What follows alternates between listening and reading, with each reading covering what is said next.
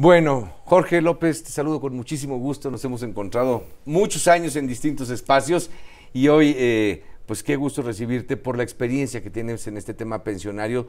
Tú participaste en la última reforma pensionaria y sí es atractivo para cualquiera votarla a favor porque significa más dinero para la gente, pero ¿hay con qué? Cuéntanos, ¿cómo estás, Jorge? Gracias, Mario, con gusto saludarte a ti, al auditorio y feliz de platicar contigo de este tema. Yo creo que tenemos 20 años, como dices, sí, platicándolo. Yo te diría que el tema del dinero pensionario ya sabemos que no hay en los 3,000 distintos sistemas pensionarios que hay. Yo te diría que este presidente tuvo el poder político y el consenso de los empresarios y los sindicatos para reformar en el 2020, como bien sabes, los empresarios empezaron a poner hasta un 15% del salario en un periodo de 8 años. Yo te diría que de ahí sale el dinero suficiente.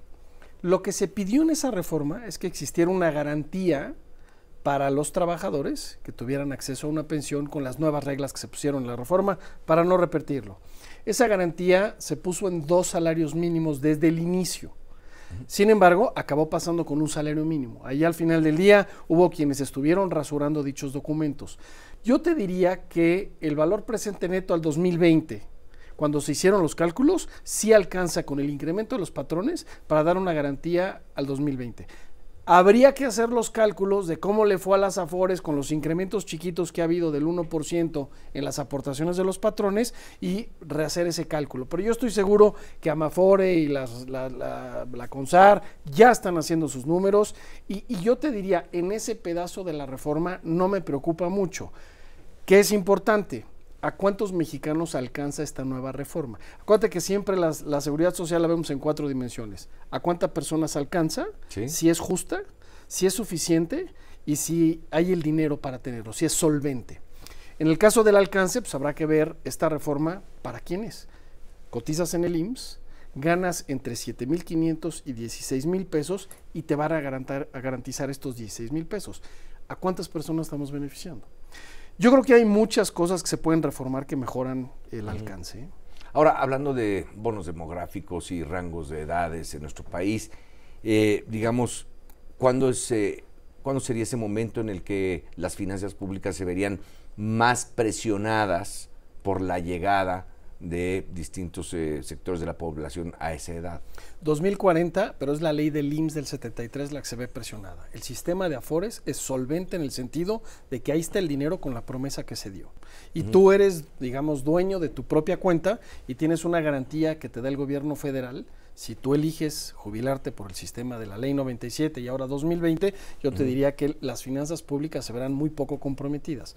Son más bien los esquemas de jubilación de la ley 73 y muchos otros sistemas de jubilación que pertenecen más a empresas estratégicas del Estado, universidades públicas, municipios, estados y gobierno que tienen enormes promesas y muy poco fondeo. ¿Dónde está el dinero de las pensiones hoy en día? Porque, digamos, la referencia inmediata en la conversación de la mesa es en las Afores, pero ¿todo está ahí? No, a ver, hay algunos organismos que tienen pedacitos de dinero, pero es claro que no alcanza el dinero. Es decir, hay una medida que usamos los actuarios, que es la obligación por beneficios pasados. Y eso es qué tan fondeado tienes el valor presente de lo que debes. Yo te diría que pues, lo debes de tener ese OVP, pues más o menos al 80, 90%. Yo creo que hay instituciones que lo tienen al 4%. Lo tienen, o sea, hay un fondo y ahí hay dinero, pero es tan grande el pasivo contra lo que existe en el fondo que realmente... A ver, a eso voy. Hace 10 o 12 años recuerdo un momento crítico en las pensiones para Italia. Yo creo que tú lo tienes registrado. ¿10, 12 años? Sí, por ahí. Sí. ¿Cómo en el caso mexicano o el caso mexicano, cómo contrasta con otros países? Es decir, ¿todos los países son serios en sus pensiones o la verdad es que nadie quiere entrar en ese tema? Hijo, la pregunta es bien complicada, pero el caso de Italia tiene un sistema de jubilación similar a la ley 73 y nunca lo fondearon. El caso de Francia, por eso andan quemando camiones en París cada año, también hay una pensión universal en Francia que no está fondeada. Y eso pues son gobiernos que se comprometen a una promesa futura con estos cambios demográficos a los que haces referencia y confían que el presupuesto del gobierno dará para dichos incrementos. a veces no toman en cuenta o no es fácil prever el cambio demográfico de cómo va a pasar a 30 años y cómo pues quienes gobiernan, y siempre lo dije esto en las entrevistas, pues gobiernan a 10, 15 años, nadie está viendo 60. Y luego, ¿qué tal 6? Exacto, sí. O sea, ¿qué necesitas en alguien que se pone a hacer una reforma pensionaria o a trabajar estas cosas? Tienes que ver a 100 años. Y yo te diría que la reforma que se hizo en el 2020 sí tiene una visión de muy largo plazo. Ojo, solo baña a una minoría de los mexicanos, quienes tienen la fortuna de tener un patrón. Y ahí déjame partírtelo en dos, porque ahí hay una enorme oportunidad para esta reforma y ojalá entre en las mesas de diálogos a las que se hizo referencia. El ISSSTE, si tu patrón es el ISSSTE y eres, digamos, sindicalizado o eres de los de planta, déjame llamarle así, la aportación de tu patrón es el 8.1%. La aportación de los privados, que hoy cotizamos al IMSS, va a crecer al 15%. Eso no se ha reformado. Entonces, yo diría que, digamos, que la burocracia accese al 15%. Bueno, pues yo diría que no importaría si yo soy empleado, voy a suponer que soy un secretario particular, pues de una empresa como Radio Fórmula o de una institución pública, pues digamos que el patrón debería de estar en lo mismo. Ahí yo creo que hay una enorme oportunidad. En niveles de alcance solo tocaría 2 millones de mexicanos, porque son los que trabajan en ese sector, pero yo te diría que esa también pero al sería final de muy cuentas fácil. son mexicanos también, ¿no? Pues yo digo que sí. Es decir, no puede haber de primera y de segunda. Y de tercera. más que el sector público de pronto ya está tan desprestigiado, pues no lo debiera hacer en sus ingresos, ¿no? Y esa es una oportunidad, déjame llamarle, en el sector formal. Pero en el sector independiente, pues 60% de los mexicanos hoy trabajan en el sector independiente e informal. Yo te diría que hay también una enorme oportunidad que se puso en la reforma del 2020, una serie de ideas con el objeto, y se calcularon que tenían un costo fiscal cero para el gobierno, que incluyeran, por ejemplo, independientes. Todas aquellas personas que hoy emiten un recibo para cobrar sus honorarios, más IVA menos ISR, que se les obligara, como lo hacen en Colombia, a deducir también la seguridad social. Bien, te dejo una pregunta antes de ir a la pausa y regresamos para platicar contigo. Y es lo siguiente: los avances de la medicina preventiva han logrado extender la vida de las personas, ¿no? En la mayor parte de los casos. Pues ¿de dónde? Y para este sector informal, ¿de qué van a vivir? O sea, si vamos a vivir más, ¿de qué vamos a vivir? Y si nunca estuviste en un sistema de pensiones, pues ¿qué hace el gobierno? ¿Cómo enfrenta el gobierno? Y a ver si puedes citar casos quizá de otros países. Entonces, la expectativa de vida crece y no sé si los recursos para las personas que van a vivir más años. A ver, una cosa es la pensión y es la liquidez que necesitas para darte una casa, comida y seguir viviendo tu vida, y otro es el tema de salud.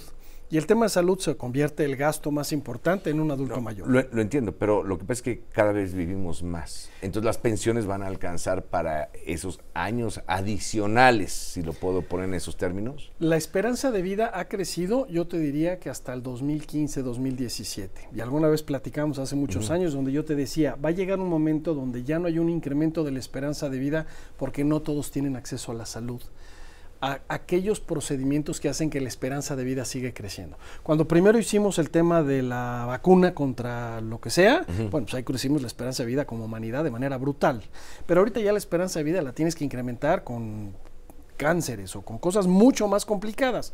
No todos tienen acceso a la salud. Y eso hace que la esperanza de vida, pues cada vez le cuesta más rato. ¿En dónde está ahorita? La esperanza de vida al nacer debe estar en 77 años aproximadamente. ¿A nivel global o el caso mexicano? México, 75 y 77 las mujeres. ¿Qué es importante para las jubilaciones? La esperanza de vida a edad 65. Cuando tú cumples edad 65 le fuiste añadiendo años a tu esperanza de vida. Hoy eso debe estar entre 84 y 87 años para quienes ya tienen 65 años. Insisto, esa esperanza de vida no seguirá creciendo si no tenemos acceso a la salud todos para poderla seguir creciendo. Ahora, ¿de dónde saldrá el dinero? El presidente López Obrador fue impulsor en la Ciudad de México de esta pensión universal, primero en la Ciudad de México. Yo te diría que ese sí es una ejecución de primer mundo. ¿Qué es lo que están haciendo los países de primer mundo? Una primera pensión universal que a todo mundo le alcance al menos, digamos que para no estar pidiendo en la calle. Si eso es suficiente o no, y te acuerdas de las 4 variables que yo decía, pues claramente no es suficiente. Hoy son 6,000 pesos bimestrales y digamos que eso está incluso por debajo de ciertas líneas de pobreza.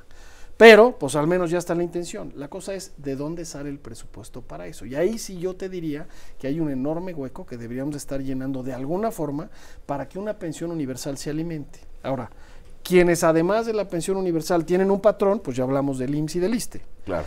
Quienes además de tener un patrón tienen la fortuna de tener excedentes cada mes, pues pueden ahorrar de forma voluntaria, a través del sistema de la Afore, a través de una aseguradora, a través de sus propios ahorros. Quienes tienen un patrón tuvieron la fortuna además de tener una vivienda, que también es parte fundamental del seguro, de tu seguridad social. No pagas renta a la edad de adulto mayor, ¿no? Entonces, yo te diría que hay como muchos cuadritos y recovecos. Ahora, ¿te va a alcanzar? Pues claramente no. Hay una estadística de la OECD, 75% de las gentes de más de 70 años bajaron de nivel socioeconómico. De la OECD, no estoy hablando de México. México puede ser mucho más grave. Bien, Jorge, pues muchísimas gracias. Gracias a ti, querido. Gracias por haber aceptado esta invitación. Gracias.